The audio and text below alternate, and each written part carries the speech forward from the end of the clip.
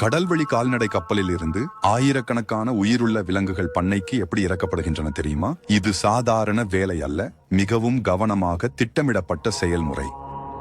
கப்பல் துறைமுகத்தை அடையும் போது முதலில் கப்பலில் இருந்து தரைக்கு ஒரு பெரிய சாய்வுதளம் அமைக்கப்படுகிறது.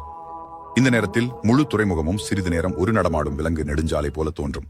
பின்னர் பயிற்சி பெற்ற பணியாளர்களும் மருத்துவர்களும் விலங்குகளை மெதுவாக குழுக்களாக அந்த சாய்வுதளத்தில் அழைத்து வருவார்கள். இதனால் அவை பயப்படவோ அல்லது காயப்படவோ மாட்டாது. விலங்குகள் வழுக்கி விழாமல் இருக்க சாய்வுதளத்தில் சிறப்பு வழுக்காத தரை இருக்கும். கீழே வந்ததும் உடனடியாக உடல்நல பரிசோதனை நடக்கும். பின்னர் பெரிய காற்றோட்ட லாரிகளில் பாதுகாப்பாக ஏற்றப்பட்டு பண்ணைகளுக்கு நேரடியாக கொண்டு செல்லப்படும்.